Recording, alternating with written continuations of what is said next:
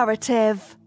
Hey everybody, welcome to Forge the Narrative. My name is Paul Murphy, your host. We all about Lost Souls podcast. This is episode 254. I'm joined tonight by Ricky Addington and Val Heffafinger. I'm first. Second. Thomas Miller and Chris Morgan. Hey, how's it going? I've been here second longest. Thomas, folks don't know you. You actually won the Kill Team Championship at Nova, at the Nova Open, and you're going to be running the Kill Team event at the Las Vegas Open. Yeah, yep. So I had the fortune of winning the finals event at the Nova Open. It was a really professionally run event. It went really smooth for the first time that Kill Team had ever been run on such a large scale, with maybe around 100 participants total between the qualifying waves leading up during that weekend and then the finals that went down Sunday. So I'm really excited for Kill Team and everything that I've seen from it so far. Thanks for joining us. We're going to be talking about Kill Team a lot this episode. This episode will also have some community spotlights, so we're actually going to jump to one in just a few seconds. I've got some folks on from the Blood and Glory tournament in the UK. I've got some stuff coming up, or I want to talk to some folks from a tournament coming up early part of next year, and I want to talk to the folks that run the Crucible in Orlando, Florida, here in the States. So it's a jam-packed episode, got some great guests on, and then, we're going to have the focus be on Kill Team. Kill Team, I know I'm excited for it. Almost everyone I know here locally is building a Kill Team, has a Kill Team, been playing. It's the cure for the big fat blues, man. I'm surprised you're not frothing at the mouth, Val, considering how you were last time. Frothing? For Kill Team in general, I think that's justified. The game itself, small skirmish tactics, you're dealing with a handful of models, and then we see the game elevated to even another level when we're talking about things like the match play packet that the Nova published, and it's also published on the Warhammer community site for Kill Team tournaments. Yeah, actually, they took it a step further, as we were talking a little bit about. It's actually the competitive play mission pack. That's how they're titled. The missions are for competitive play. So I guess even maybe published by Games Workshop. Yeah, they tier use the word above. Competitive. But that's really cool. Tell you what, let's take a quick break. I'm going to come back for a community spotlight. Each one of these segments for the community spotlight is about 10 minutes long. So in about 10 more minutes, we'll be back to jump right into this Kill Team episode. Hold tight. Sounds good. FTN is also on Facebook. Please like us at www.facebook.com/Forge the Narrative.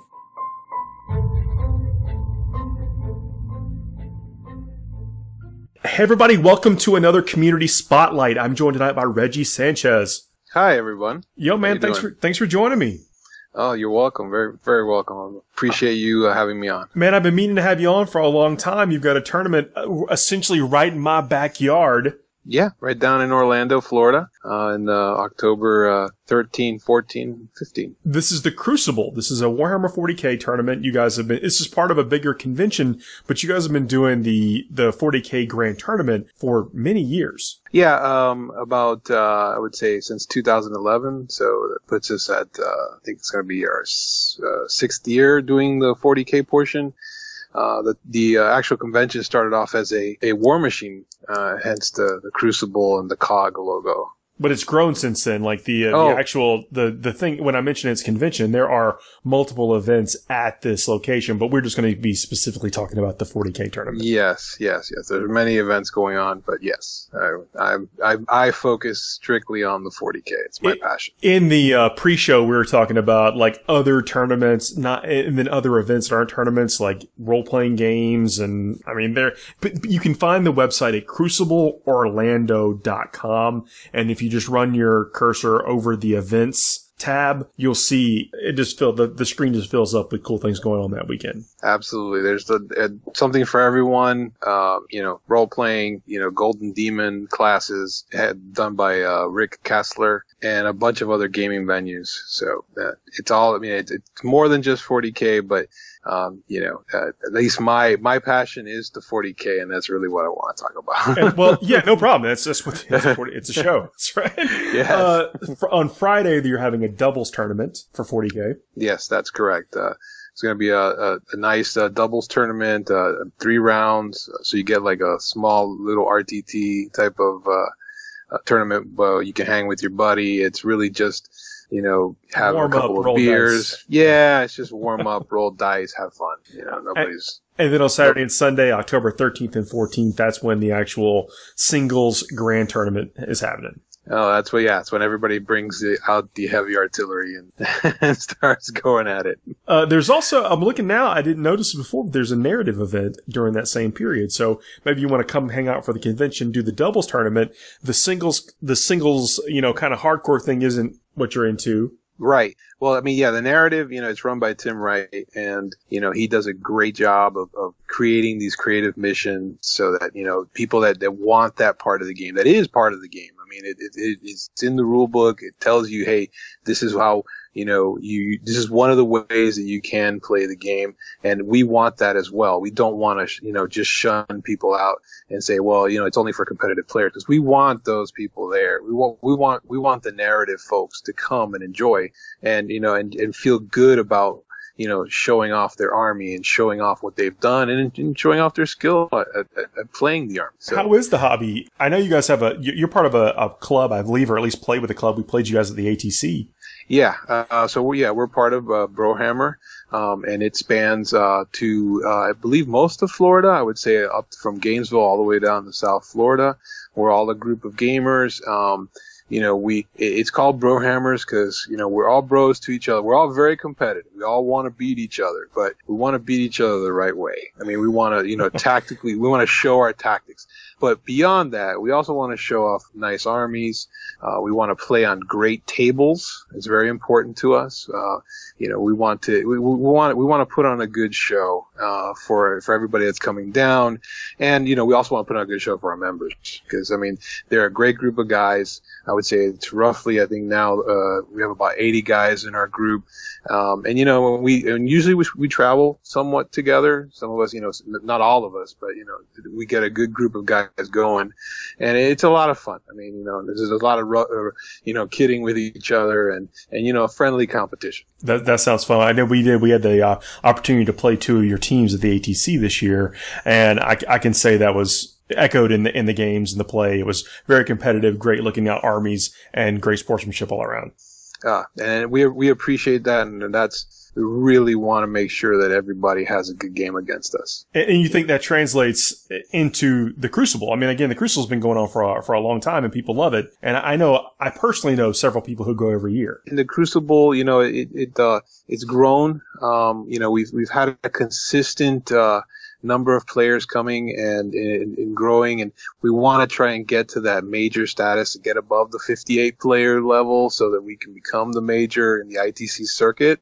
But beyond that, we just want to, have more, I think people enjoy it, more when there are a lot of gamers and they see a lot of different armies and you see a lot of the different terrain and you can go to different tables because that's really the fun of it. I mean, and you meet a lot of different people.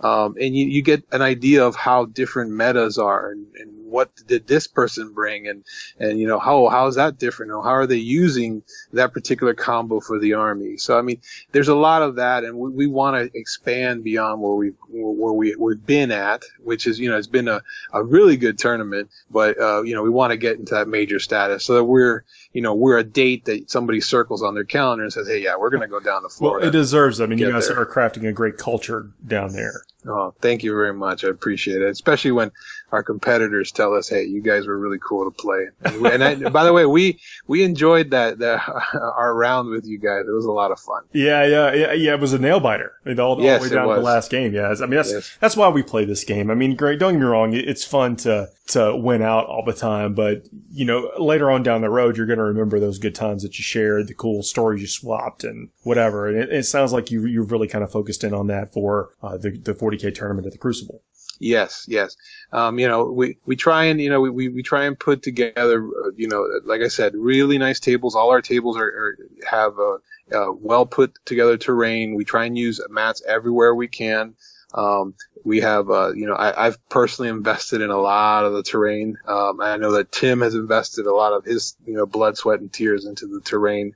to make it, something that is beautiful to play on, but also provides, a good template for, I would say, competition. So that, you're going in there, not all the tables are identical. I wouldn't say it's like a Nova style, but, you're gonna find good places, combat armies are gonna find good hiding places for them to spring out and, get into that melee. Shooting armies are going to find good lanes, so it's going to depend on the player and how you play the army and how you see the board and you see the tactics, as they're coming around to you. I like that approach. So what are you playing nowadays? I am playing AdMech, and, I know that when I was at ATC, I was playing my Tau army, which I played for a very long time. I see you enjoy playing the game on hard mode. Well, the funny thing is that when I started when I came back to the game in early 2011, I wanted to play Tau because that was my love. I liked robots, I liked Robotech, and that's what drew me back in. And I found quickly that it wasn't the best army out there, but I kept at it. They came out with the 6th edition codex, and bam, the army was competitive. And then, 6th edition and 7th edition put it in overdrive to the point where I was like, okay, I can't play this army anymore. I'm not going to have any friends left. So, I put that away and I started, my son got into Chaos, and so I started building his Chaos army. But then I really wanted something that it was a little different but had the robots in it. And AdMech was perfect. And, right now I love running priests, the murder chickens or the dragoons. And, I have a bunch of snipers. We just had a tournament and, I did pretty good in it. But mainly I have a lot of fun. It gives me a lot of different options. I like, a little bit of close combat, a little bit of shooting, and, I can do both with it, so not too bad. No, that's pretty neat. Just curious as to, a little bit about you and your background and playing 40K and, what you like. Well, so like I said, I had when I first started, I think it was back in 4th edition, I got into Space Wolves. This is before, I guess all the Thunder Wolves and all that stuff was there. And they were still good back then too. Yeah, I struggle not to try and build another Space Wolf army, but I left the game for a while, and then when I came back, I really wanted to do Tau. I really like I work in computers. I lived that, I was a consultant since 1994 when I got out of college. I've been with computers all the time, so I don't want to play video games. So what I like to do is I come home, I just chill out, I start painting. My wife will watch some TV, and I'll just sit right on the counter next to her and just paint my models while she watches her shows. Quality time. Yeah, it's time together. I'll comment on what she's watching and not, but I love doing that. I built a lot of the other armies for my son, my oldest son, and now I'm building them for my younger sons. So I got 3 boys and 2 girls, so I have a lot of kids on my hands. Yeah, man, and you still find time to travel to some tournaments and stuff. And so it's possible. Well, yeah, it is possible. It is. I've got a wonderful wife, and she's cool with my hobby. She knows it's the one thing I do. So, well, the Crucible's coming up pretty soon. Mm-hmm. It's coming up in 23 days or so. Yeah. People can register right on the site. Yes. Yeah, you can register right on the site. I believe you select which, if you want to play the narrative, if you want to play doubles, or if you want to join into the GT. And is this in a hotel? Yes, it's in the Park Inn, the Radisson Park Inn in Orlando. It's a really nice hotel. It's not expensive at all. Very family friendly. It's got a nice pool, and it's about 10 minutes away from Disney World. So if you want to bring the family, and the wife can just, literally 10 minutes away. They're in Disney World, and you're rolling dice. Very nice, man. Well, Reggie, thanks a lot for coming on and chatting with me about this. I want to, if it's okay, if I can connect with you after the event, see how things went, and then just kind of touch base with you and the gaming group you got down there over the next, few months or so. I would love to do that, and I'm sure my gaming group, the Brohammer, would love to get some comments in. But I mean, we love your show, and we love you guys, and you know what you guys do for the hobby, and I really appreciate your time, and I'd love to come back. Man, check it out, crucibleorlando.com, all one word. Reggie, man, have a good rest of your night. All right, you too. FTN is brought to you by Bell of Lost Souls. Check out www.bols.org for the best daily hobby articles on the web. We are back. Thanks for sticking with us. Okay, so Kill Team. I know I've got a Death Guard army painted up. It's all done. I'm very happy. That actually kicked me off on a large Death Guard, Nurgle tangent. I just painted 30 Plague Bearers and put together a Great Unclean One and a couple of characters. I know you can't use Great Unclean One in Kill Team. This is the problem with getting sick, Paul, is that oftentimes it spirals on into new illnesses. I really recommend that you improve the sanitation of your hobby area for your own sake. Every time I look down at these Plague Bearers, there's like another boil that I haven't shaded yet. I'd like to, on behalf of Games Workshop, thank you for proving that the Kill Team model works by turning your 5 Plague Marines into 30-something models. That's only 120 Plague Bearers to go, Paul. We don't want them to keep doing this. Exactly what they were wanting out of it. That's what happened. I'm not even kidding. This is don't give them the you satisfaction. can see it on Twitter. Yeah, I post my work in progress stuff on Twitter at warmaster_TPM. You can this is Oh, and to make it worse, don't make me pull up the Facebook message in which Paul confirmed our joke, in which he actually had to go back and listen to an episode to get the paint recipe he used for his Nurgle. Well, not to take us on too far on a side, but the way I did the Plague Bearer flesh is the exact way I did the Ghoul flesh for my buddy's Flesh Eater Quartz. And I couldn't remember the exact color of the base coat. It's Celestial Gray with Athonian Camo Shade. Like, easy. Shocker. Yeah. Well, we can't go one episode without talking about Athonian Camo Shade, can we? Well, it's the primary sponsor of the show. I mean, we all have the jerseys on, okay? I mean... Meanwhile, Agrax Earthshade is like, what happened to my life? Yeah. Null gets nothing. I thought I was the liquid talent. So if you want it to look like gritty and grisly and have just a real like muted, it's almost the color like when you the tops, not the recesses, but the flat parts. There, it's essentially becomes out Nurgle green or Nurgling green. So you can mop bucket water. Yeah. Well, yeah. Yeah, that's exactly what it looks like. And then you just go in and do some extra work and whatever. I found a tutorial online that was quick Plague Bearers. It was the worst. They were actually so bad. The video had one comment. It was, I bet when people search for quick tutorial on Plague Bearers, they don't want it to suck. That was the only comment. I know the guy who made that. The comment or the video? The video. Oh, I'm not judging the video. I'm like, because I watched it, but you take tips from from everything that you see out there. But it was just kind of funny. If you really want a quick Plague Bearer, Celestial Gray, which will go through an airbrush, by the way. I hand painted about 10 of them before I was like, I'll never get it to go through the airbrush. And then, you know what? Where there's a will, there's a way. Got it through the airbrush. Let it dry. And then Can I hear that color name again one more time? I've never heard of that, and I love the Agrax Earthshade or whatever it's called. That's like my go-to. The Athonian Camo Shade? Athonian Camo Shade. It's a green-brown wash, and it is a miracle product very similar to Nuln Oil and Agrax Earthshade. Fantastic. I'm going to have to give it a shot. I'm probably going to be putting together a little Death Guard faction for Kill Team, of course. I definitely think they're one of the top factions from what I've seen.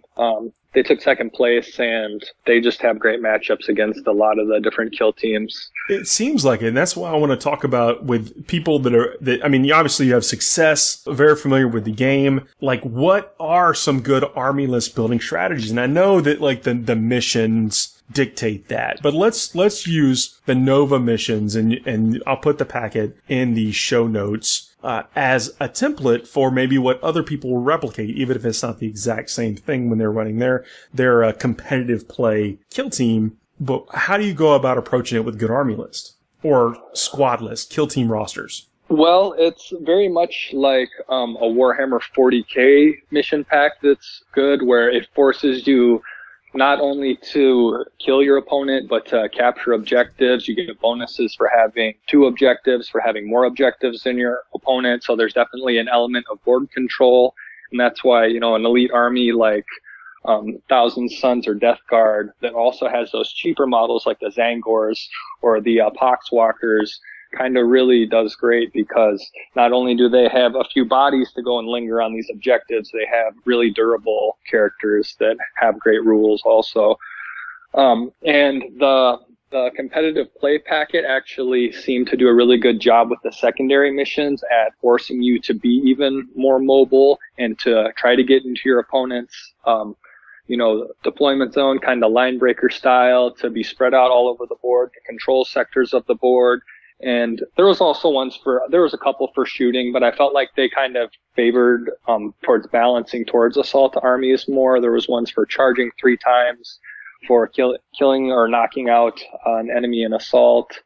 And then, of course, there's a couple like taking a model out of action for a guy that's readied, or doing multiple damage to take guys out of action. For folks that might not be familiar, Kill Team has some fundamental differences to the way you move your models around and how cover interacts, and even the size of the board than 40k. Like I think some of the skirmish games we've seen, you just play it on a 4x4 table. Like, no, this table, the map you play on is even smaller. There's no such thing really as area terrain. Correct me if I'm wrong here, guys. And then even when you're doing things like charging, if you fail your charge, you're kind of stuck out there in the middle of nowhere. You get to make your charge move, though. So you make a move, right? But say you're trying to charge across, you're charging from cover across open ground, and you don't make it to the enemy. You're kind of just hanging out there.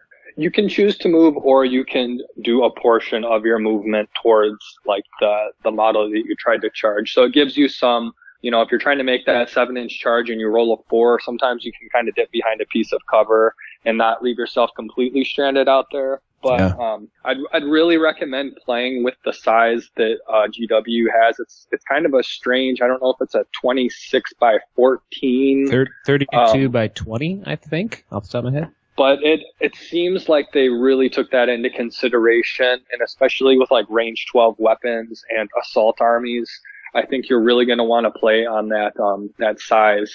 You absolutely do. Trying to play an assault-based army, even a fast-moving one like the Harlequins or whatever, if you're playing it just on a 4-foot table or whatever, you're not going to have a good time. The game's just not going to function the way you expect it to. Something about Kill Team actually that I absolutely love is, although there's not area terrain, basically being obscured by literally anything, whether that's another model or a barricade or a barrel, gives a -1 to hit penalty to the opponent. The game's very permissive, too. It's like if your foot's behind a rock. Yeah, but to me, that brought back Maybe I want to shoot that foot, Paul. Maybe I hate that foot. But like, there's a reason to have oil drums on your board now. Like, whereas in 40k, it just you move them to the side because they get in the way and they have no purpose in the game. Whereas a Kill Team board actually, like all the little stuff that you add to give it a little bit more atmosphere, actually has a game role, and maybe means that you're not just standing with your stuff in the wind when you fail a charge. Yes, the scatter terrain, the things like the ammo crates. I mean, all that stuff that just comes with, I'm not going to waste my precious hobby time on clipping these out and painting them. Now you can really make some showpieces, some really elaborate looking terrain, and it all matters in this Kill Team. And another thing about the matched play or the competitive play packet that GW published, it actually lays out the terrain for you. It has, for each mission, it has the ruins and how they... I'm going to try to get like a photo published of each piece so you can build it like it was used in the event. It may not be like that at the Las Vegas Open, because we'll be using a combination of GW and frontline stuff just to be able to, accommodate these maybe 30 plus tables that we'll have to have year one. But I thought that was really interesting too. And so they had those layouts, and then they change a couple times during the tournament where you kind of reposition them and remeasure them between a few of the games. And I think that has a lot to do with the game balance too. I actually enjoyed that layout they had. There are local events. They kind of, in a normal 40k game, there's usually not enough terrain, would be like the stereotype. And so now that they consolidate it down to these smaller formats, there's kind of an inclination to put too much terrain on it, where you never have to really make a hard choice to run after something out in the open. You can just hop from piece to piece to piece to piece.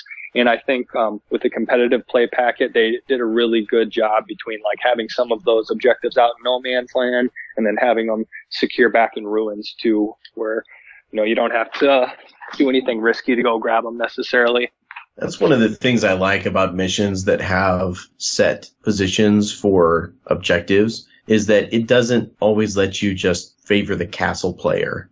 And I think that's certainly true in Kill Team. If you're not going to be out there contesting at least those mid-board objectives, it's pretty easy for your opponent to start walking away with the scoring. And I was kind of surprised how players weren't as aggressive with it. I mean, I was Astra Militarum just kind of hopping out into the middle of the board every game, and they were a bit cautious. There's the inclination, I think, for a lot of players to want to ready their models and get that first shot off.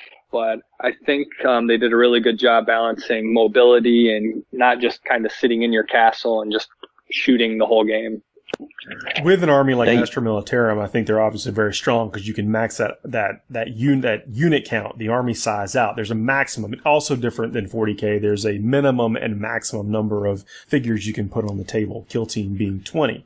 Did the competitive pack change that at all? I think there was some limitations on what you could use from the game.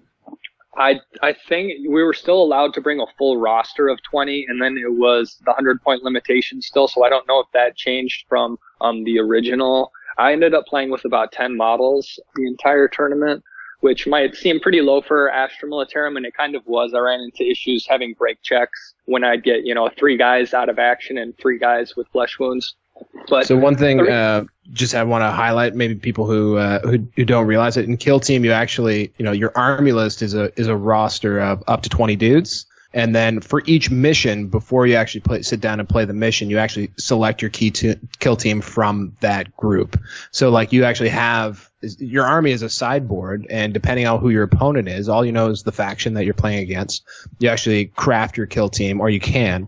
And actually, one other amazing thing about this packet is they actually have detailed instructions on how much time you have to construct your kill team, the order in which you do it. So they define very carefully the pre-game setup for deploying your kill teams and picking your guys. And this is all in the packet itself. This is all in the packet itself. The packet to me is like required reading for not just Kill Team, not just like honestly, like if people are cross-eyed right now and they're just on their drive and they're listening to us because they like us.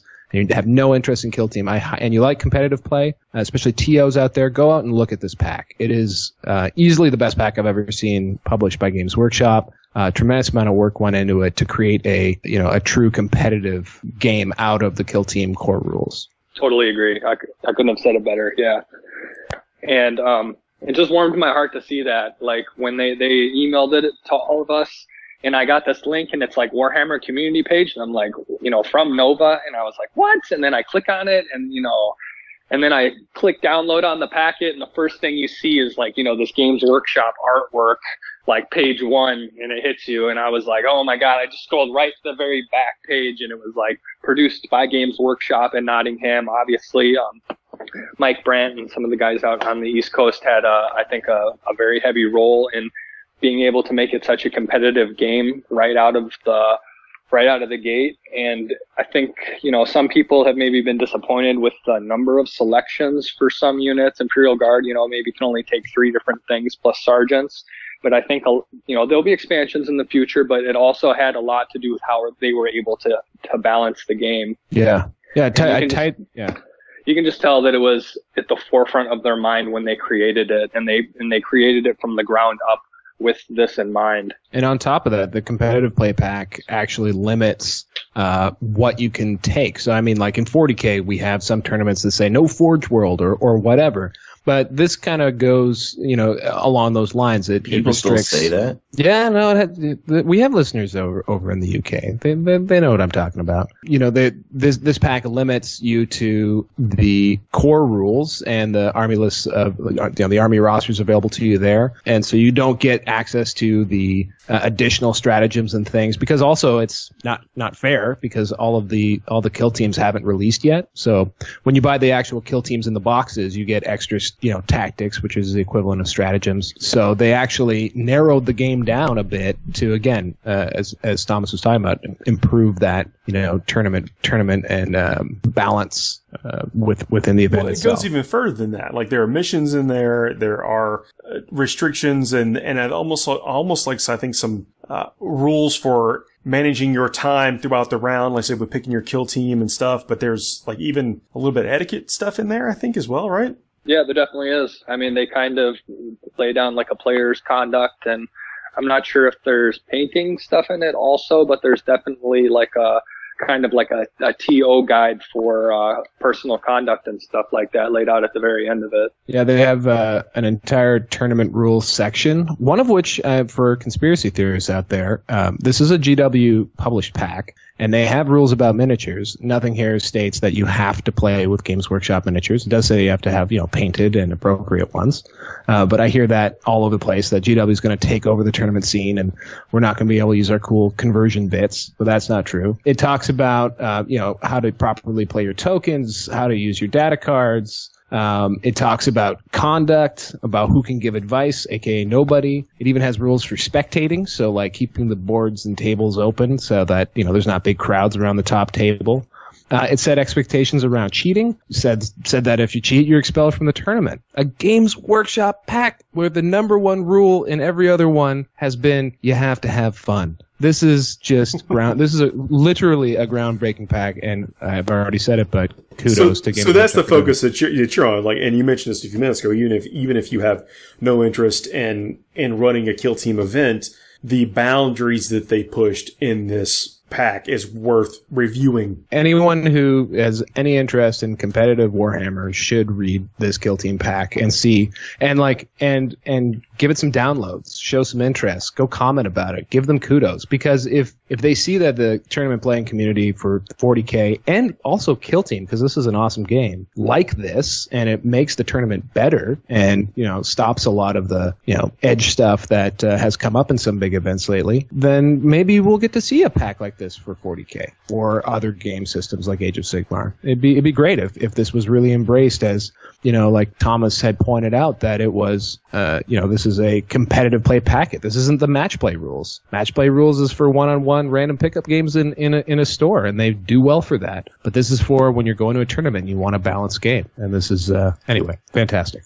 So Val approved. Val approved is what we're hearing here. Shouting from the mountaintops as loud as I can. I think I'm a big fan of the boundaries that pushed. I shouldn't say even pushing the boundaries. It's the thoroughness of it. Does that make sense? Yeah, and I know. Yeah, the conduct of the players was fantastic. I think Ben Cash, the TO, said he didn't have a single issue come up the entire time. That wasn't like answering a rules question. Well, most of the time, you don't in any of these events, like any of these. Yeah. Competitive agree with miniature that. games, there really aren't these kind of things. But the fact that the packet itself addressed it, that goes a long way to setting the expectations of people and letting them know what's going to fly and what's not. You do actually head off some percentage of that, and then it's all about just like you get out 80% of it, 90% of it with just us all somehow coming to the conclusion that we need to travel and play with other people. Oh, for sure. So 80%, 90% gone right there. And then it's just all like adding up from there. So then the extra 5% you get from, with it listing there that everyone has to show up with some minimum requirement of painted models. So then that's another 5%. And then it all starts adding up until the margin for people that play in that gap is so tiny because everyone's come under the same perceptions. I think also it's just taking a tournament seriously. Like, Reese on one of his podcasts used to like to say that, like, even people who go out and do a 10K fun run They sign waivers. They have, rules that they have to follow. You can't hop in a cab and, finish the race early. It is a completely amateur event, and yet there are still, well-developed structures to make sure that everyone does it fairly. And that's all this does. Like, this doesn't mean that you can't go there and just have a casual good time and bring your roster of 20 grots and see if Dored Gabo can lead the revolution. That's fine. You can totally do that within these constraints. But what this does do is just say that this is an actual tournament. People are coming to play to win the tournament. And we're going to try and set up a structure that is as fair and balanced as possible. Obviously, there's going to be good stuff. There's going to be bad stuff. But I just love that the tone is, it's cool to run a tournament, and we're going to give you the best rules and the best setup that we possibly can. I've never seen this before. We've gone a little bit off of the actual kill team and gotten more into the philosophy. That's what I do. Yeah. Well, no, I think it's perfect. And this is, but it's all ties back, to what the show's about. But let's take a quick break. We'll come back and do another community spotlight. Remember, this will be about 10 or so minutes on a tournament organizer or community leader out there and what they're doing and what they have coming up, and then we'll come right back with these guys. Right on. Forged Narrative is brought to you by Dicehead.com. www.dicehead.com. Games, hobby, supplies, and comics. They have it all. Hey everybody, welcome to a Community Spotlight segment on Forged Narrative. My name is Paul Murphy, your host. I'm joined by Liam Jordan. Hello. Liam, man, thanks for coming on. No, it's a pleasure. Thanks for having me. So you run the Blood and Glory 40k tournament. I'm running it this year with the Bad Dice podcast guys, part of a kind of American-style convention attempt in Derby in the United Kingdom. Yeah, I was going to say, if people couldn't tell, your accent doesn't give it away. You're actually in the United Kingdom. I'm indeed. And folks can find out information about this tournament. We're going to be talking about it right now, but at bloodandglory.baddice.co.uk. Mm-hmm. I will put the description in the show notes, or the link in the show notes. Excellent. So tell me a little bit about it. How many years has this been going on? I think it's the first weekend in November, so coming up fairly soon. What's going on with the tournament? So it's been running for about 6-7 years, I want to say. Started out as a 7th edition fantasy tournament, went through 8th edition, then Age of Sigmar, and last year was the first year it went to have multiple systems. So added in 40k, Heresy event run by Greg Dan, very narrative focused event, Warhammer Achievement, which is a very theme, narrative driven Age of Sigmar event, and obviously 40k. And last year this was my first 40k tournament in about 15-20 years, and this year I'm back, hopefully running a decent stab at it myself. Oh, I'm sure it'll be fun. I mean, you guys got lots of spaces for attendees. The Warhammer 40k has 150 places. Age of Sigmar as well. Horus Heresy, Blood Bowl, the Warhammer Achievements that you just mentioned, which is the narrative event. You have a Shadespire tournament. I mean, you mentioned it's convention style. Yeah, there's a lot going on that weekend. So you can play right from Friday lunchtime in a 1,000-point 40k event, spend Friday evening playing a Warhammer Age of Sigmar skirmish event or a 40k kill team event. Then you've got your championship events, which run on Saturday and Sunday, as well as small events on the Saturday evening as well, little fun ones, including a Monster Mash style 40k versus Age of Sigmar Giggles event. Very interesting. So you guys are using match play rules. It's a tournament, so why not, right? What's the points and what's the mission style that you're using? So we're doing kind of ETC light. So we're mixing Maelstrom and Eternal War missions for each one, with just having no 20-0 sliding scale. It's major win, minor win, draw, minor loss, major loss, with some tiebreakers in there to hopefully have a nice clear winner from the end of it. But we're playing at 1750 points, but 3-hour rounds. So the idea being that every game reaches its natural conclusion, not having to cut anyone off. And of course, if you finish quickly, then it gives you plenty of time to walk around the hall, look at the traders, other events. Well, you have vendors there as well? That's the plan. We've been reaching out to some local ones. So I say it is one of the first attempts this side of the Atlantic to have a proper convention-style event. Well, the vendors really help, so best of luck and hope folks can make it out. So what are some of the award categories that people are playing for? Well, we've got obviously the overall championship. We've got best painted, the sporting opponent.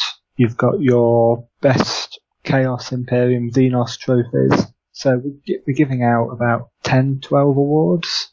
So we're currently on a little over 80 attendees who would like to get into triple figures. And hopefully this is grab a few people's attention on here. Yeah, I mean, some people do wait, and some people are just now hearing about it. So hopefully you'll get there. And 80 folks is still a giant tournament. Yeah, it's about half the size of the Age of Sigmar one, which was just shy of 170 last time I checked on that. So we would like to catch them up at some point. Maybe not this year, but not too far in the future. So Age of Sigmar has, you said, 170 registered attendees right now. Yeah. So this is going to be a spectacle. This is going to be a massive gaming weekend. Yeah, we were up to about 350, 360, I think, last time I checked. So a fair amount of people in the hall. Obviously, we're working hard on getting terrain sorted for all the systems. We've had one of our team who's basically spending every evening for the last few months a couple of hours at a time sticking buildings together, making sure that we avoid any issues with that. I mean, that's very important. I mean, that's the thing that it's very difficult for TOs and stuff to do, but it makes such a huge difference for the people that are coming and could be traveling and playing. I mean, there's seeing good terrain on the table, having functional terrain on the table is incredibly important to the tournament experience. I'm really glad to hear that you're paying attention to that. Yeah, we're trying to have plenty of ruins, plenty of line of sight blocking terrain on there as well. So while your cutthroat armies will do well, having a nice balanced army is probably the best way to approach it. I like it. So with the mission sets, with lots of awards to win, and then great terrain, and then all those people, what's not to like? Exactly. So with even things like we have the Iron Man Award, where you buy a ticket, it includes all your food for the weekend, entry into 4 events of your choice, and then all the people who have bought one of those Iron Man tickets, there's about 20, 25 of those at the minute, will compete for an award between themselves as the best average position in their events. That's pretty cool. So how do people get there if they are traveling? So say they're coming into London, or what's the best place? How's the best way to get to where the tournament is? We're based at the Roundhouse in Derby, which is literally across the road from Derby train station, which is quite a few central lines. So most people will be going, if you're coming to London, you'd head up to Nottingham and then across to Derby. I believe there's even trains going direct from London to Derby. The M1, which is the main motorway highway. That's a highway, yep. Yeah, that runs straight down the backbone of the country. It's about 10 minutes down there. Well, 10 minutes off that road, you'll be at the venue. It's literally right in the middle of the country. There's even an international airport about 15 minutes away. Very cool. So really, there's no excuse not to make an effort if you're around. The picture on the website again is bloodandglory.baddice.co.uk. Looks like a really cool place to play. Is that the same place you're playing this year? Yeah, indeed. So that is an old train house turntable that's been refurbished. So if you look at the pictures, literally wherever you got the wooden floorboards on it, that's where train track used to be 100, 150 years ago. Oh, that's pretty cool. Yeah, it's a brilliant venue.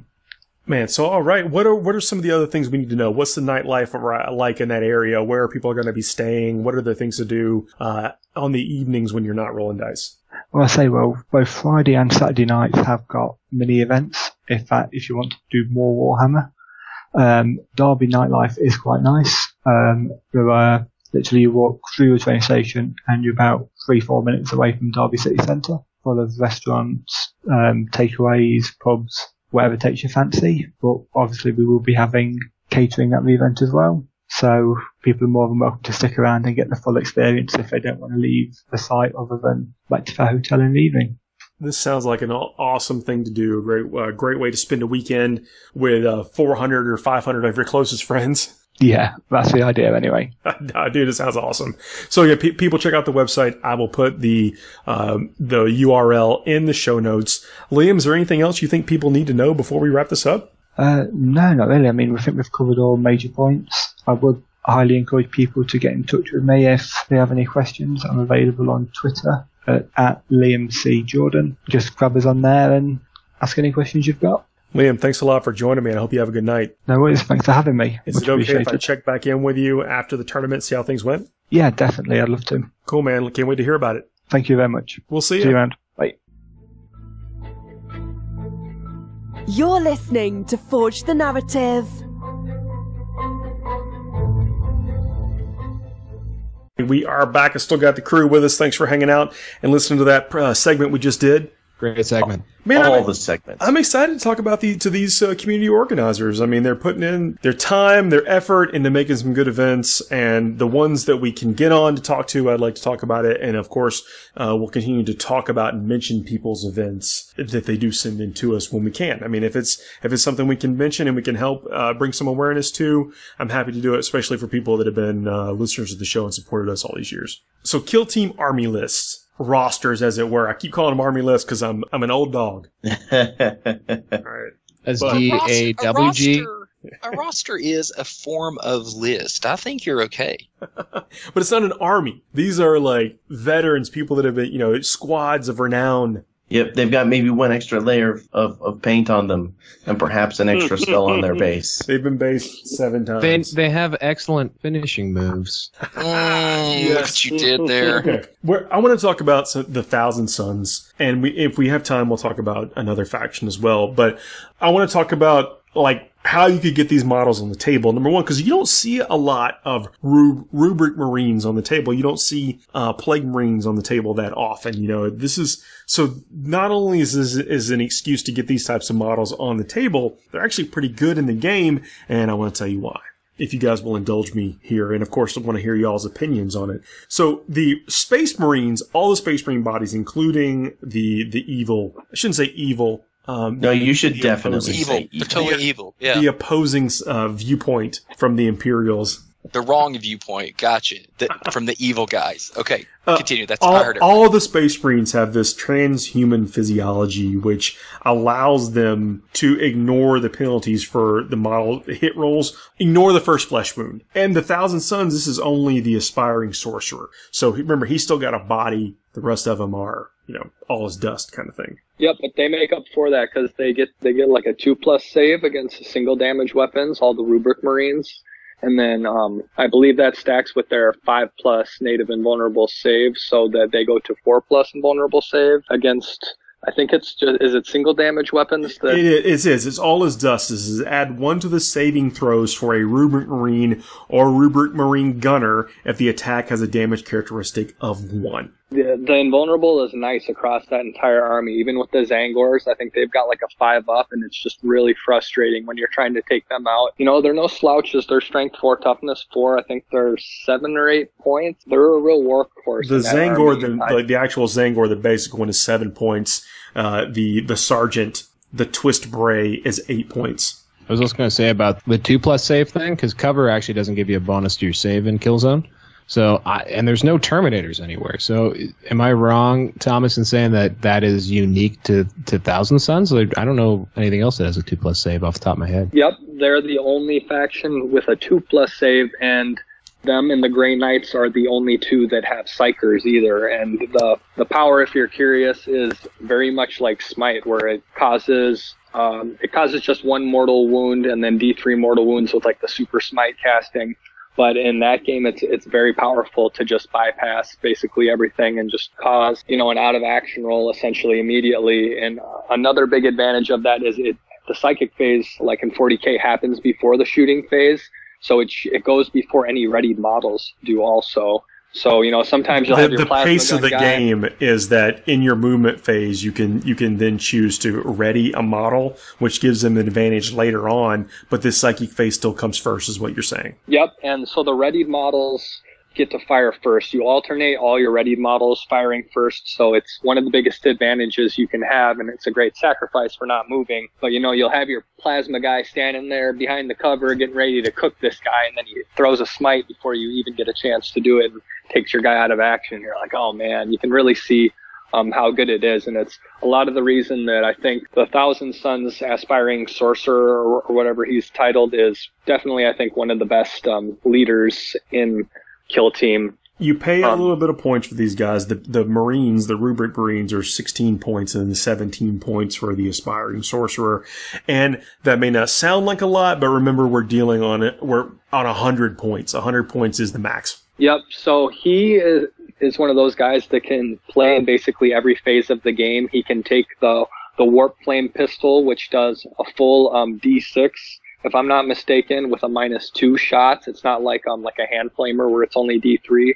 So if you give him that, he's got, some great shooting at close range, and obviously the auto hits like a normal flamer are fantastic. Well, the especially Warp Flamer, the Warp Flame Pistol that you were talking about, yep, is -2 AP. Yep, it's D6. Is it strength 3? It's strength 3. The Warp Flamer, the actually flamer version, is strength 4. The pistol is strength 3, but still -2 AP, 1 damage. Pistol 6. Yep, pistol 6. With the that's full, important. 6. Yes, it's fantastic. Pistol D6. 6-inch range pistol. Yep, D6. yep, D6, yep. D6. Yep, sorry. And then he's got his staff on top of that does like D3 damage. And you would say, oh, why is the damage so important in a game like Kill Team when almost all of the models, with the exception of maybe Primaris Marines and a Tyranid Warrior and an Orc Knob, all have a single wound? The reason is because when you take a model out of action, for every damage that you inflicted, so let me back up for a second. With a single weapon, you can only roll a single out of action roll, and that comes after you fail your armor save. So let's say I shoot you with a heavy bolter, I hit and wound 3 times, you failed 3 saves. I still only get to roll a single out of action roll for that model. But if I would hit you with the Aspiring Sorcerer's Force Stave, or whatever he carries, and I roll a 3, even if you have 1 wound. For the damage. When you roll a 3 for the damage. I roll a 3 for the damage. It allows me to take 3 out of action rolls for that single hit maybe that got through. 3d6 take the highest. You can only do 1 flesh wound per weapon, per model. In the phase, that's one of the mechanics of the game. But so say you easily miss too when you're transitioning over from 40k. I see it on bat reps all the time. They get that wrong.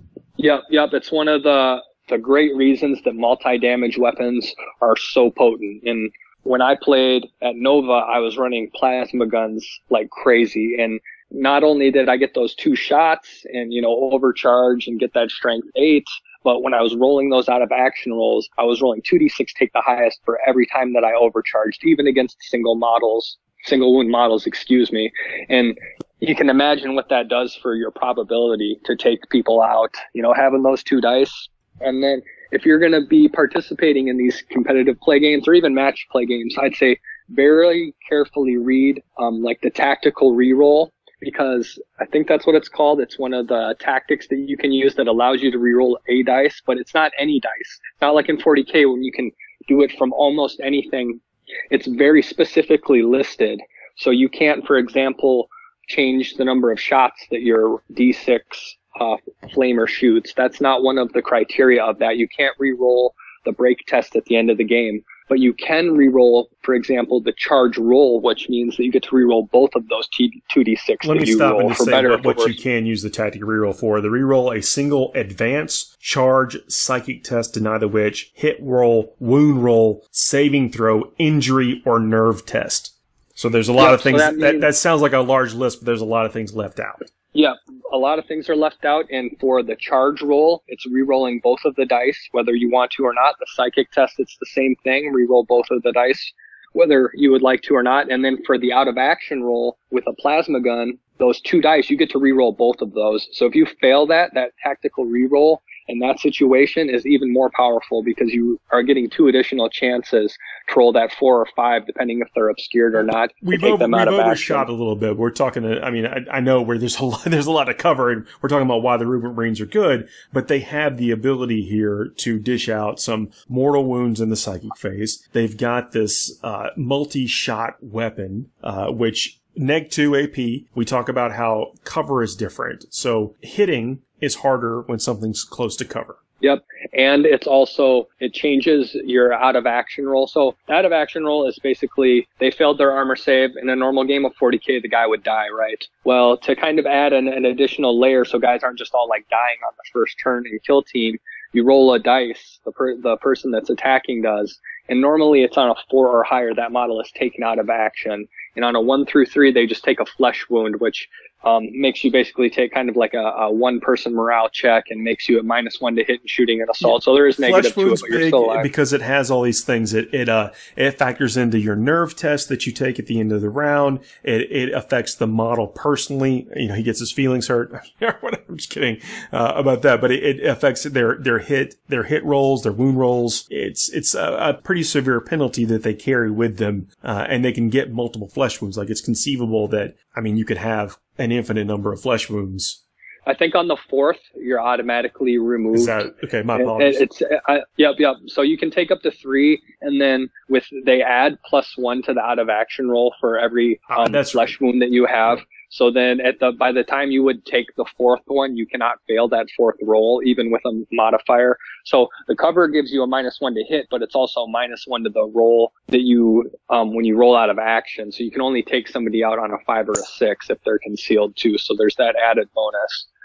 But that's only if they have an intervening piece of cover. So say there's a guy standing in front of them, like a friendly guy or an enemy guy. If they're obscured for whatever reason, it's -1 to hit them, but they have to be kind of hugging that piece of cover then to get that bonus in the out of action roll on top of that. So the Thousand Sons have these weapons that they also get the Soul Reaper cannon, which is a heavy 4 weapon. And I think that's important to mention because it's only 4 points. So you're paying 20 points for a guy that can shoot 4 times at 24 inches. We already discussed the shortened board distance, but this guy can also shoot, if he wanted to, at 4 separate targets.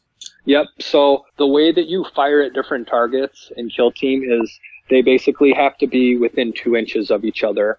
So there's kind of a great balance there because models actually confer +1 leadership to each other when they're within 2 inches. So if you've got a group of like 5 cultists together, their like close-knitness is boosting them. But at the same time, if you run up there with a flamer and you roll a 5, you can put 1 on each guy. So I really like how they kind of balanced that. And it doesn't mean that models with low leadership are completely worthless either, as long as you have, comrades nearby to kind of boost them up. Well, that kind of leads well into a question that I have about list building in Kill Team. Approaching this as somebody who is really new to it, what is the benefit of taking horde armies versus the small elite stuff? Because you talked about you played guard and you said you had 10 models, which seems small. And then, Paul, you put together a Nurgle list, and Nurgle, from what I understand, is doing really well. And those are kind of 2 opposite ends of the model count. How would I put it? Trend? However we want to put that. I have 7 models in my army because I care about the theme. It's a solid build too, I think, for Nurgle. If you're running maybe like 3 Poxwalkers and 4 actual Marines, or 2 Poxwalkers and 5. No, it's the 3 and 4 is what I have. So what are you thinking for your specialist then? Did you roll with any of the combat guys? Yeah, I went with the guy with the flail. But that's, I think, Chris, to your question is the what's going to be, if you're running book missions, then the Horde army, the Horde roster, 20 guys, is probably going to win the day, especially with guard. Like in a guard army, you could take 17 guys, 3 melta guns and a plasma gun or something like that. That sounds about right. I think that's what my son was running. Yeah, that was painfully good in those in the base missions. In the base missions, that's going to be absolutely amazing. It's going to be really hard to beat because, I mean, the weight of dice, las guns, melta guns, and that's important. I think that's like something like a melta gun is obnoxious in Kill Team. When they hit and get 6 damage, they're essentially going to be make an instant out of action. They're sending your model to the penalty box. Yeah. Well, I think if by penalty box you mean purgatory, because it's a melta gun, and those don't leave survivors. So I mean, not that it shouldn't do that. Like, it is incredibly strong. Like in a 1-on-1 confrontation, if someone were to pull out a melta gun and roast you, then that's what's going to happen. In the book missions, I think that the army builds are, if we just play book missions, they would skew towards the higher model count. When we start talking about like this Nova packet and things that are sure to follow after that, I think that's when you're going to see, just like we see in 40k, a mixture of things. And remember, the best missions are the ones that don't necessarily favor, one particular army build. They make it to where everything can compete. And I think that's, as the game matures, we're going to see that. But right now, if you're going to places taking book missions, I would definitely go with something that got me close to that 20 model count and as many melta-guns as possible. Okay. So, I mean, we're pretty much still then, so far as book missions are concerned, looking at a world where Marines don't really do the thing.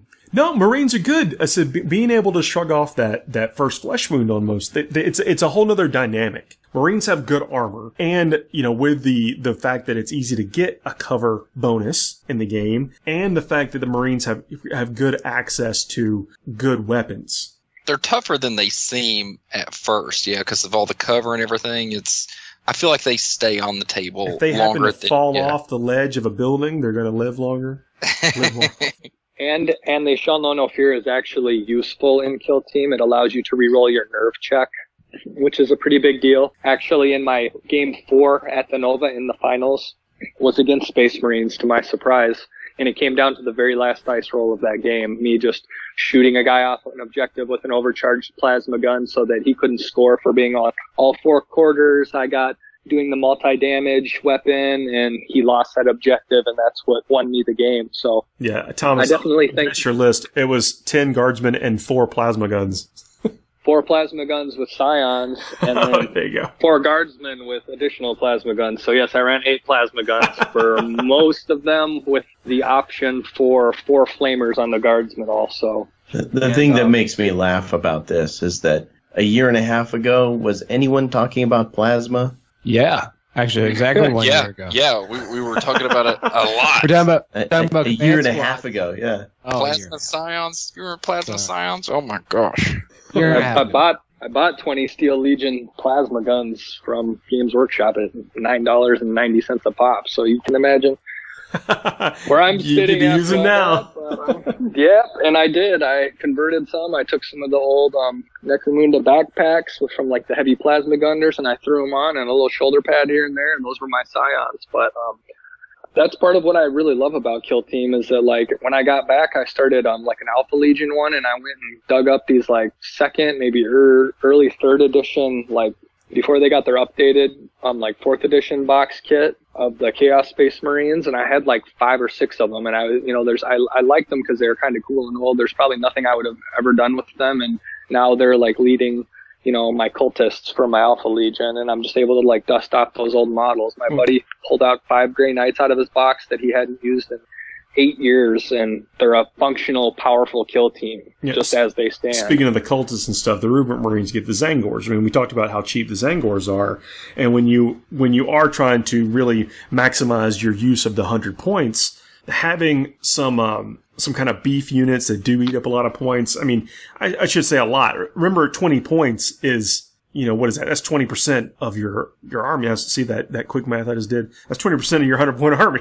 It's one guy. Yep, and objective control is a big part of the competitive playbooks. A lot of them, there's 4 or 5 objectives, and if you can control 3 of them, you're going to win that game. You're going to score 3 points, maybe to your opponent's 1 or 2, just on the primaries alone.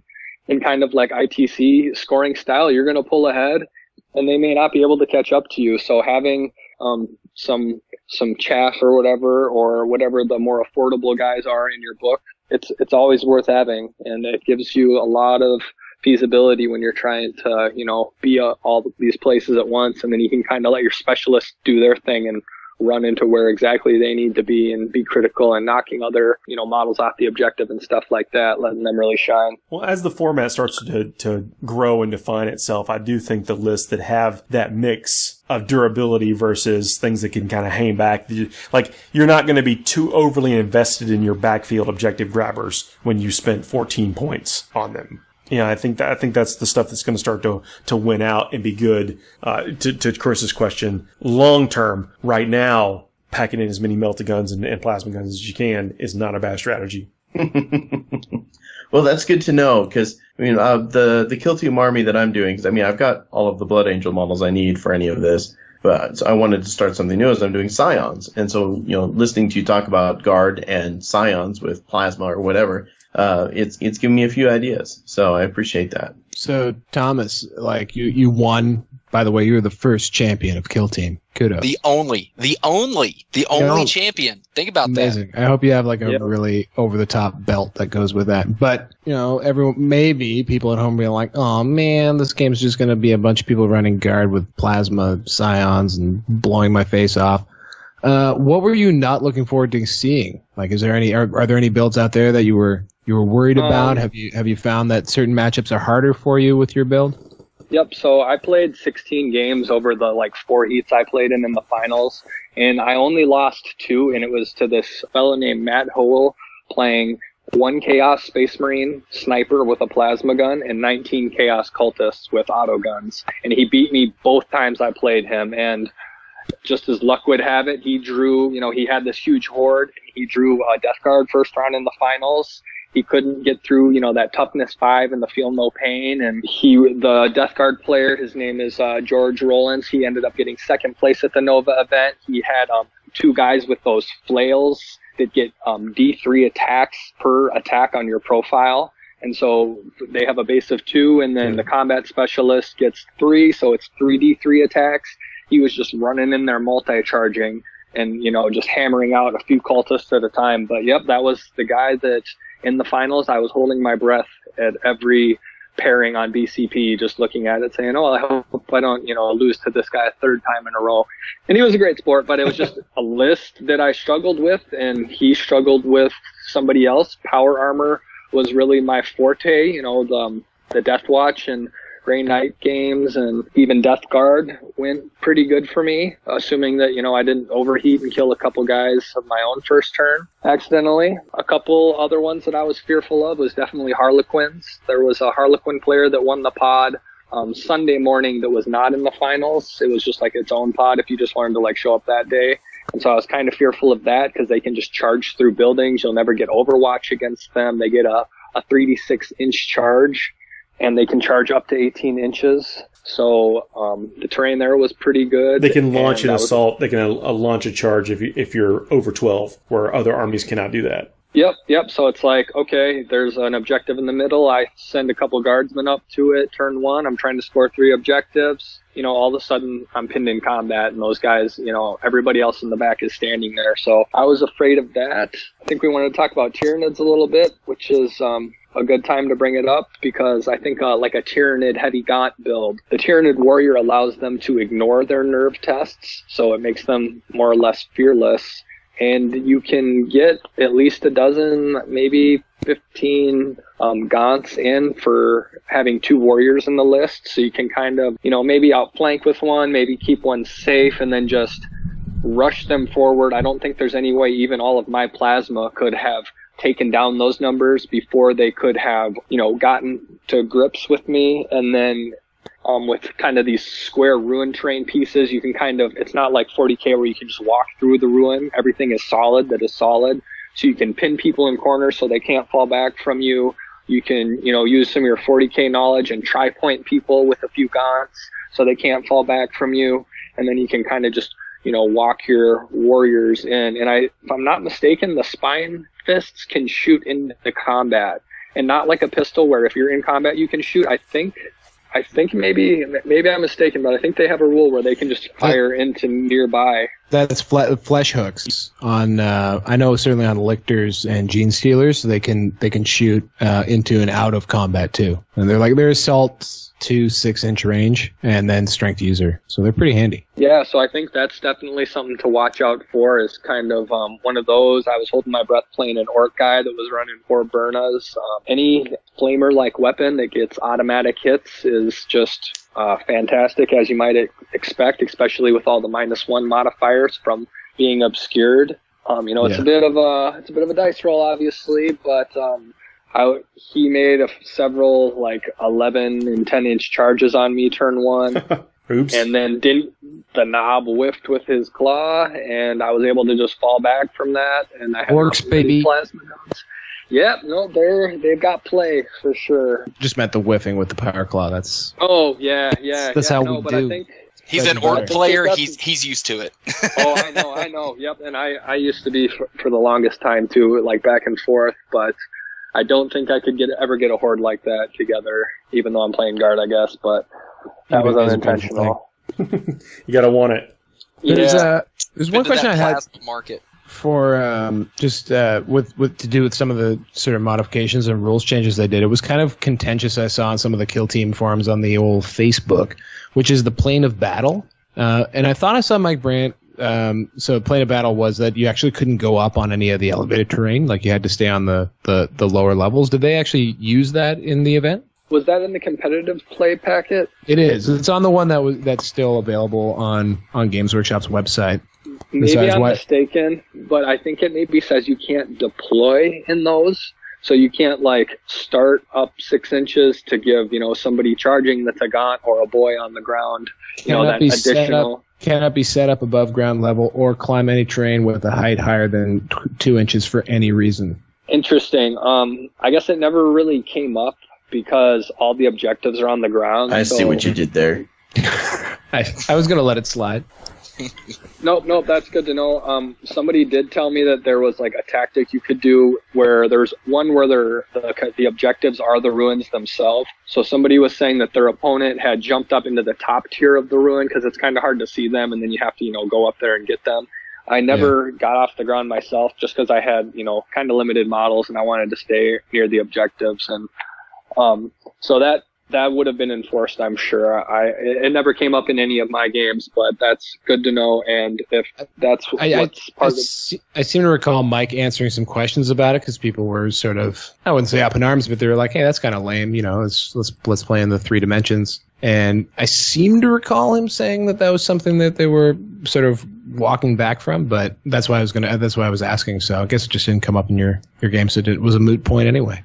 And a lot of the ruins they built had flat tops, so you wouldn't get any cover up there anyway, except for like the very big like center kind of piece one. So right, I'm really hoping they walk that back because, in my opinion, having that dense terrain with ruins and like you're in like a city fighting it out is an exciting way to play Kill Team. And when I first read that rule, I was like, well, doesn't that negate a lot of like Harlequins, their ability with their flip belts? It would negate a lot of that because even with the flip belt, to the letter of that rule, a flip belt would be virtually useless because you wouldn't be able to jump over the terrain because it's something like can't go over terrain higher than 1 or 2 inches or something for any reason. I think it's 1.5 maybe. Right. So, it literally calls out, as a result, you may find that some tactics, pieces of war gear, and abilities, for example, a Reaver's grapnel launcher, either cannot be used or have less utility in these games. So it was definitely a choice. Look, a lot of thought went in, a lot of planning went into this. That does not seem like a casual thing. Yeah. Right, and that's what I was trying to figure out was like, what was the decision on, or like, what was the process that they come to that was a miniatures game using 3D terrain, and then all of a sudden it was decided that. Well, you run into balance issues too. I mean, I think it's clearly just a calculated choice, and because they also had full knowledge of the exact terrain they were using, so there may have been some dimension of that we just aren't going to solve within the scope of this conversation. But as people that are organizing the events, you have also the perfect knowledge. If that's not right for yours, then that's something you could probably do without, or after you play a few of these games, you could be like, you know what, we're keeping that in.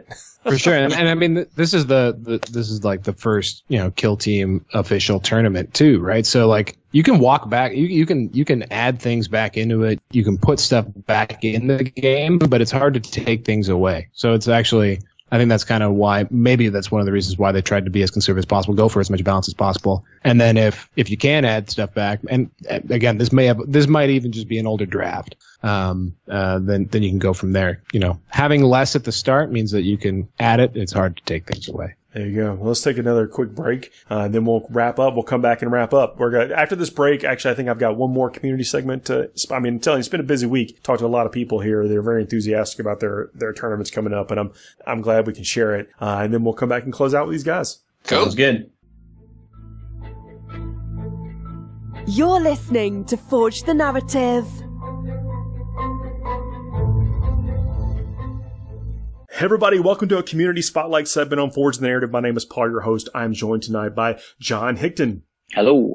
John, people may know you as Ace Face. That's right, yeah. Sometimes people know me that. I don't know if you're trying to lay low. This was not the right show to come on if you're trying to lay low. Yeah, under the spotlight.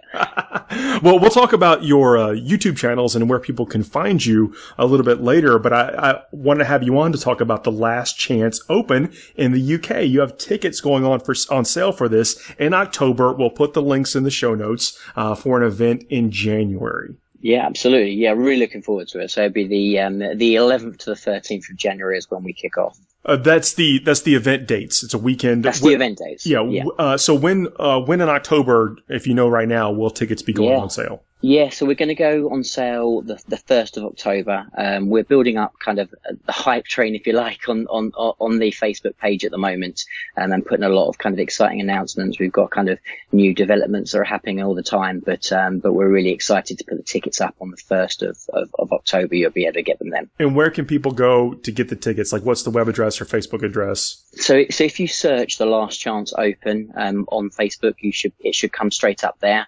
Then there's a hyperlink there to buy your tickets from Dyson Decks, which is my sponsor, but also the host of the event. And you'll be able to go straight through and get from the web cart there. So nice and straightforward and easy. This is a 2,000-point event using ITC champion missions. Absolutely. Yeah, straight out of the book. And it seems like with the dates, this is like a really good opportunity to get some ITC points before the end of the season. Yeah, sure. Yeah, I mean, for a start, over this side of the pond, a lot of the guys are actually getting quite a lot of scores in now. So there's quite a lot of hype here, and there's a few people I know that are going over to the LVO. So there's a lot of people over in the UK that really are looking forward to this as the last opportunity to seriously get some points, and hence the name.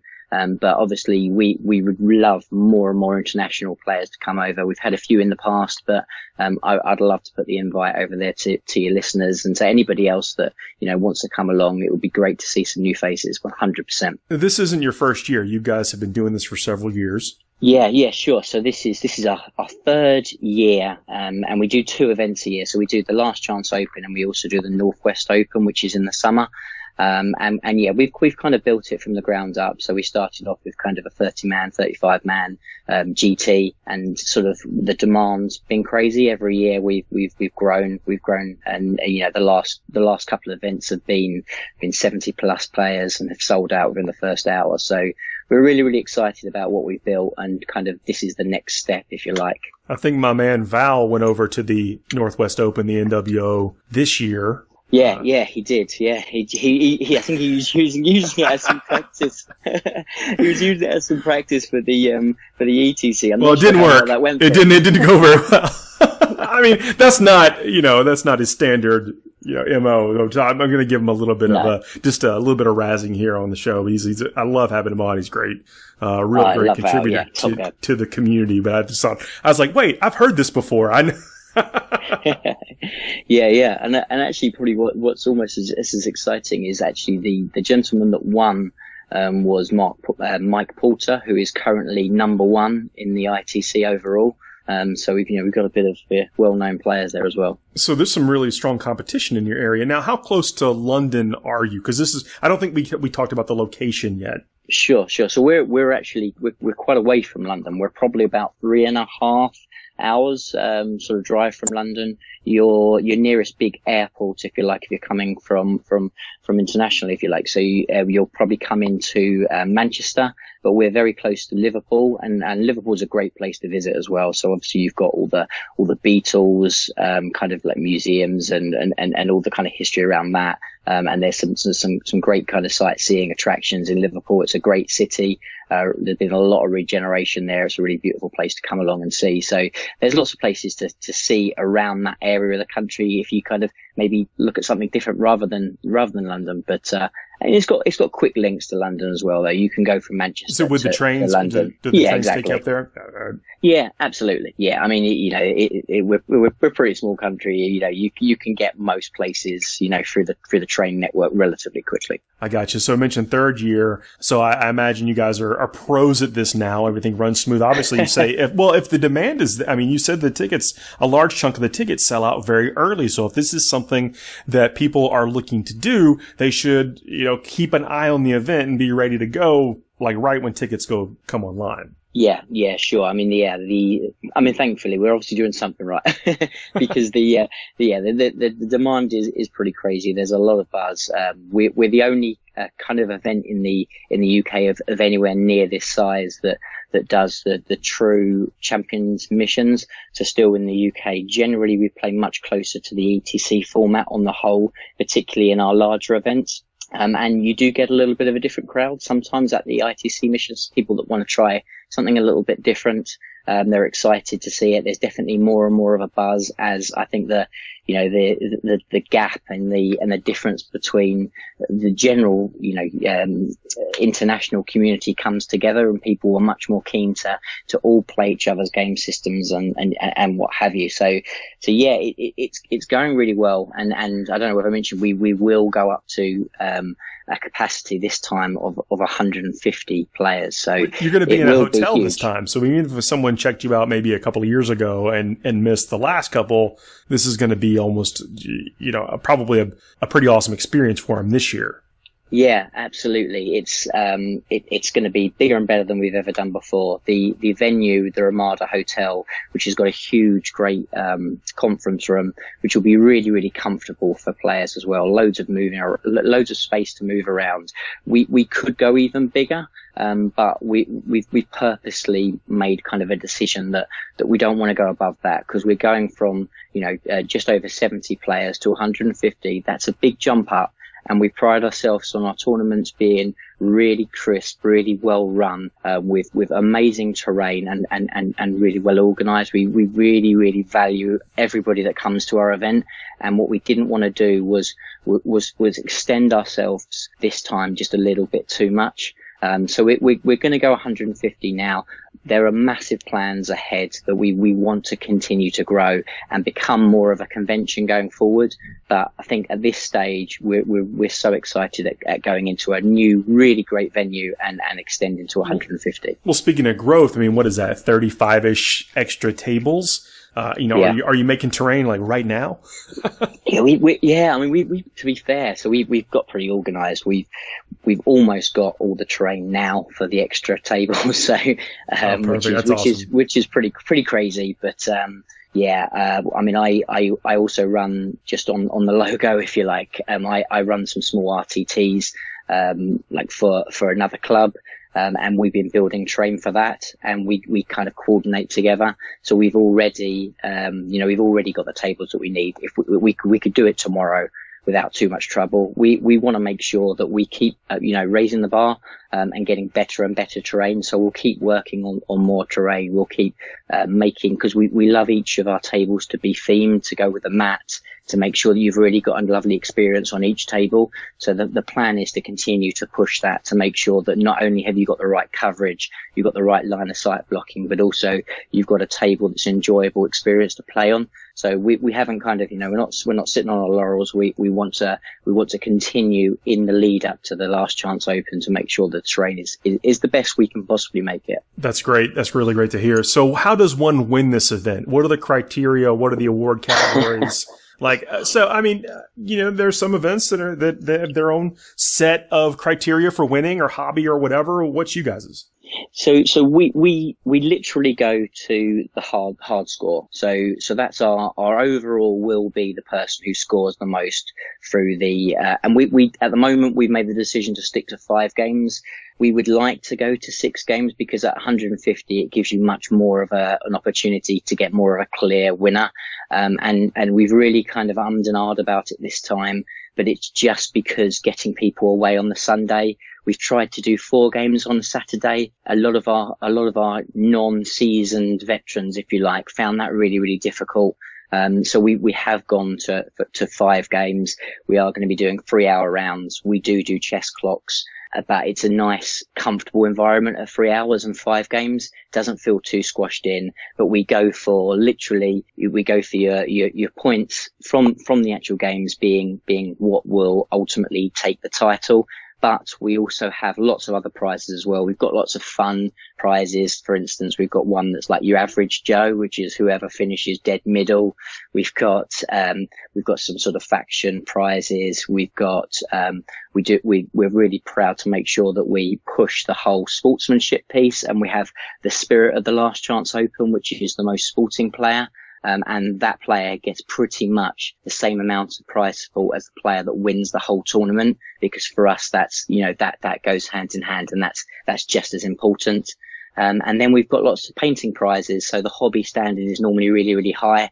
And we have a best army that's nominated by the judges and voted by the players. And then we have everybody's entitled to put individual miniatures in different categories up for other awards for painting as well.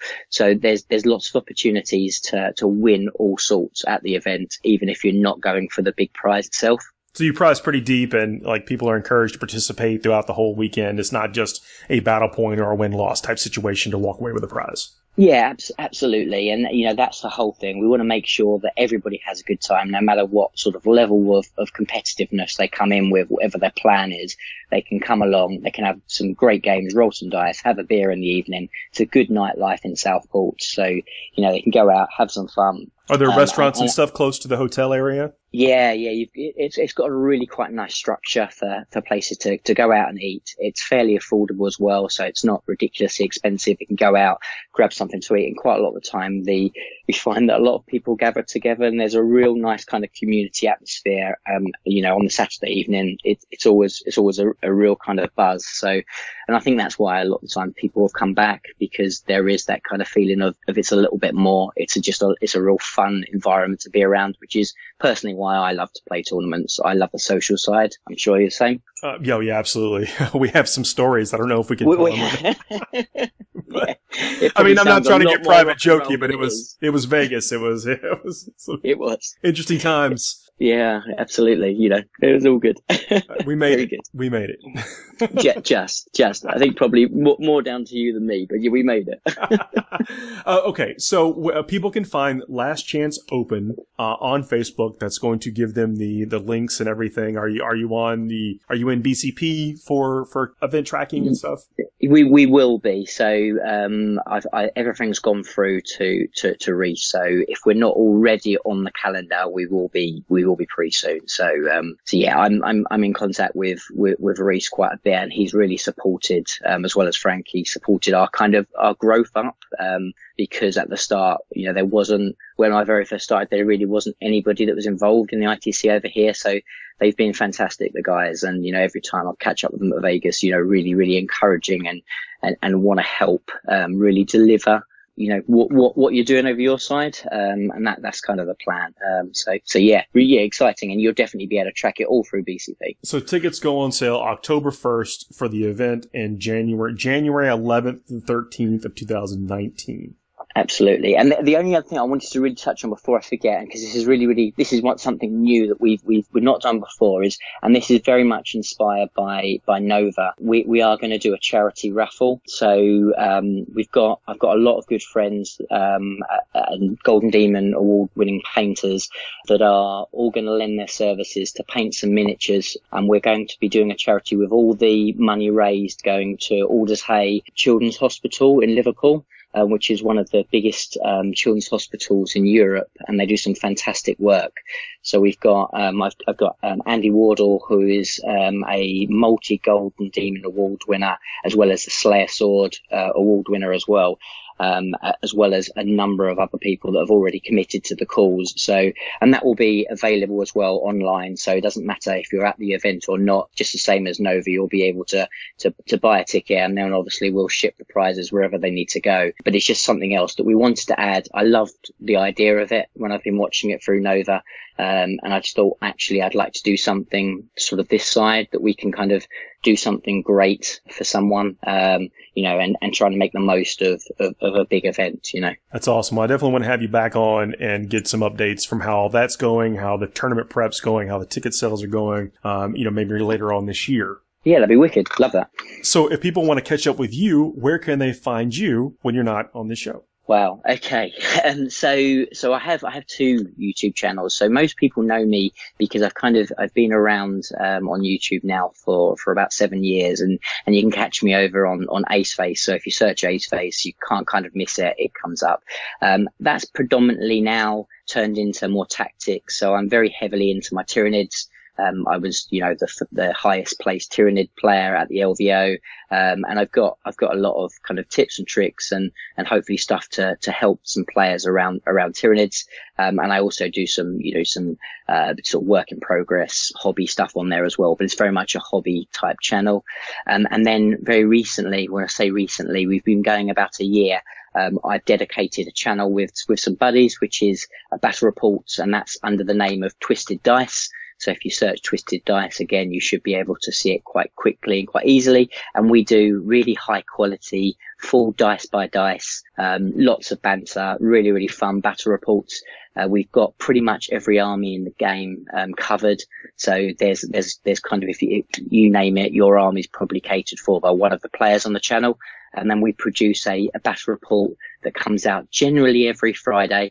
And we try to catch the new armies on there as well. So when a new codex drops, within a couple of weeks of a codex drop, we'll probably have a battle report on there. So you can check that out. And we're very active on there. So yeah, that's probably the best places to catch me. Awesome, man. Well, thanks for coming on, and we'll speak again soon. Pleasure. Thank you. Awesome. Last chance open. Find them on Facebook. Tickets go on sale October 1st. Get some tickets. We'll see you. Like us on Facebook, www.facebook.com/forgethenarrative, and find me on Twitter at warmaster_tpm.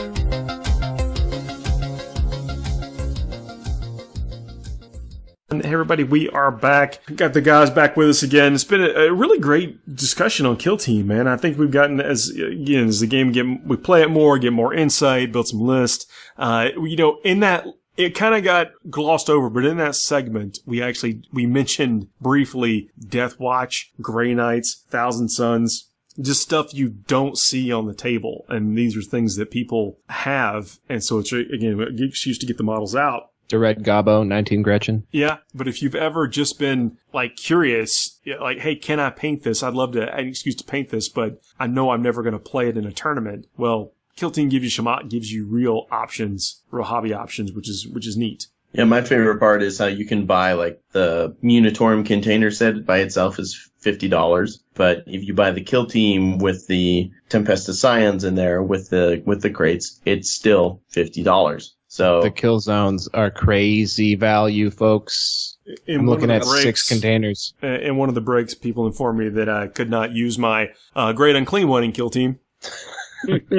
As if Paul sounds tired, it's because of the ribbing we gave him during the break. He was shamed. There was no mercy. Shamed. He will be on my display. I knew. Obviously, you can't use the Great and Clean. It's not that type of game. But it was the Plague Bears that was the surprise.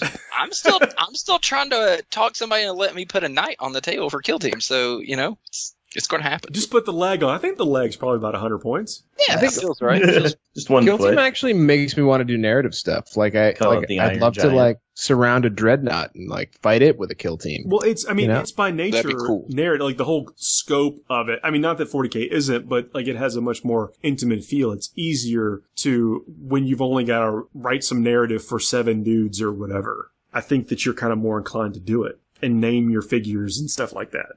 Well, also it's from an organizer standpoint. I organize a lot of tournaments and campaigns and stuff like that. When you're trying to organize a narrative event, it is very difficult to include everyone into a really good cohesive narrative because you've got to split up the teams.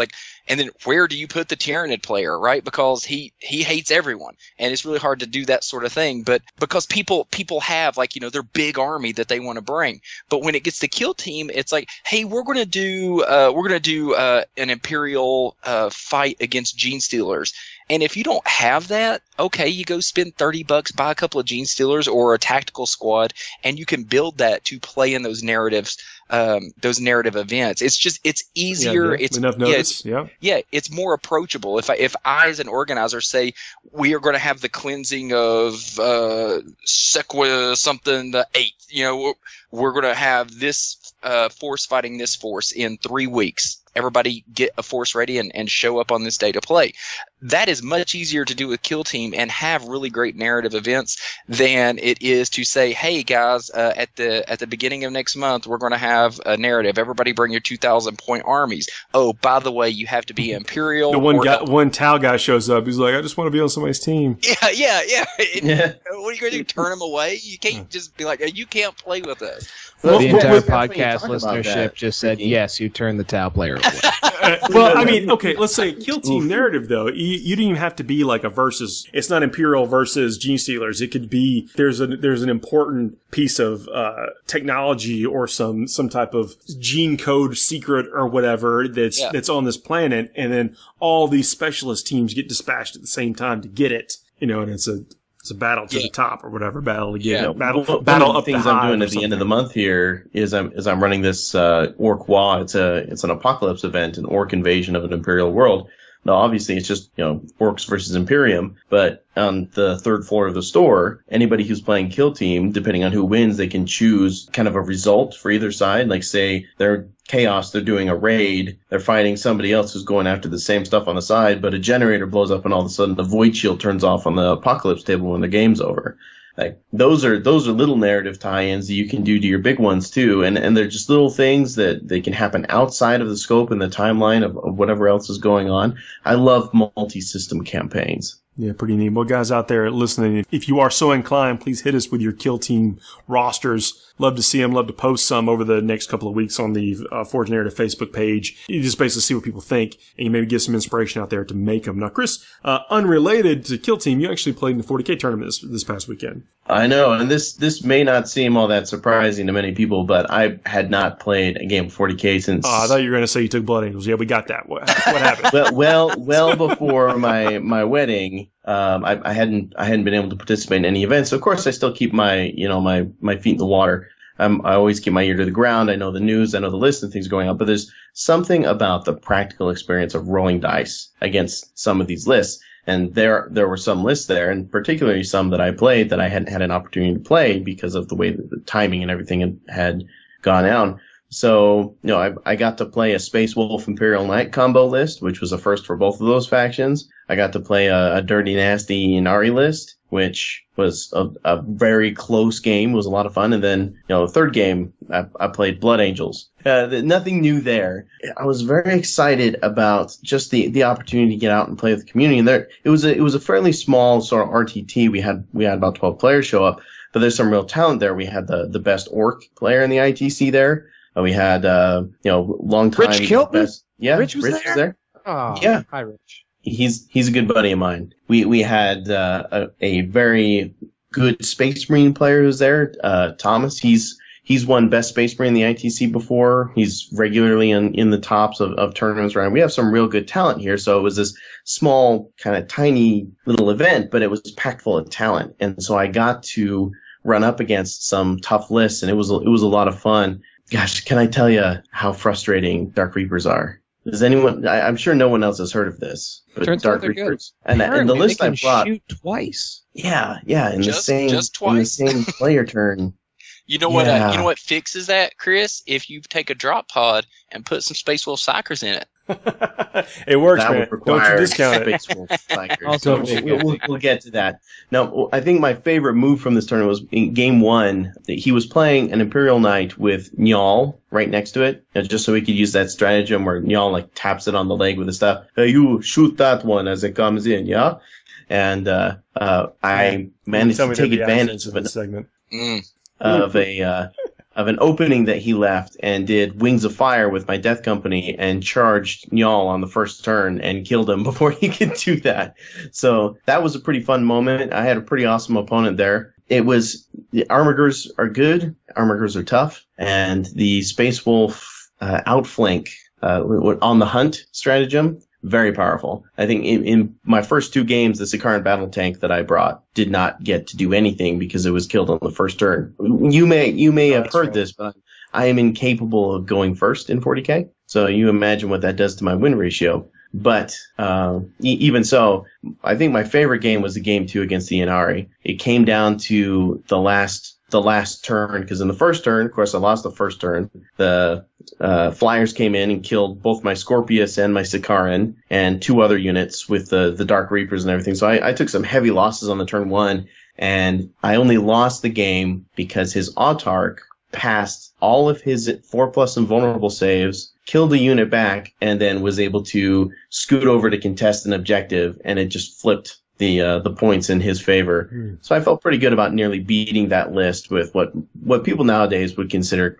playing down again with Blood Angels. It was very good context, and it got me jazzed to play. Have you guys ever come out of a long stint of not being able to play and just gone and done something you just feel like you're on fire, ready to do it again? That's usually how it hits me. It was so different, and I took 6th. And I won Best Painted, so that was cool. I was able to walk out with something. I was going to say that I still wake up from nightmares thinking that I was at the ETC. So, I'm working through it. I feel so pumped to play and to paint. I sent Paul and the guys a big list of stuff. It's like, all right, I've got all this stuff coming in order, and what should I paint first?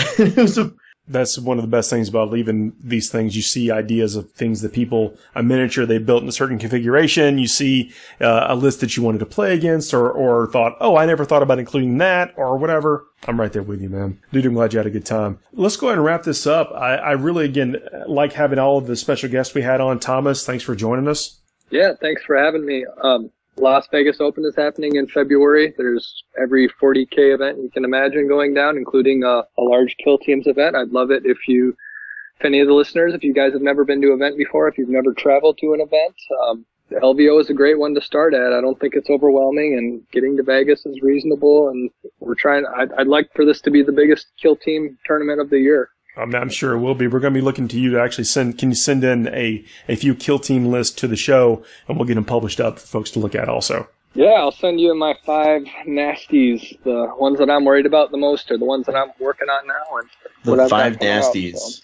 And that, can you list them in order of nasty? Nasty number 1, nasty number 2. I mean, I feel like the 5 nasties is a great name for a Kill Team. I feel like I've been to that bar. I just want to point out that Kill Team event is on the Sunday, so if you are not one of the top 16, it's a good alternative to the Sunday RTT, or if you're doing any of the narrative events, or if you're just going down and doing some of the more one-off events, the Kill Team event is really accessible. I will be maybe rallying from a hangover to try and play in it, so I look forward to trying to at least show up. Can't get hungover if you don't stop drinking. So just ride it through, dude. You're made of much tougher stuff than I. I'm not. Ask anyone at Nova. I am not. It's that mountain moonshine that's got you. Y'all have a good rest y'all's night. We'll see y'all next week. Next week I'm actually going to be out of town. I'm going to try to get some content up though. But if it's delayed next week, no, we'll be back the week after for absolutely 100%. Seeing y'all later. Yeah. See you guys.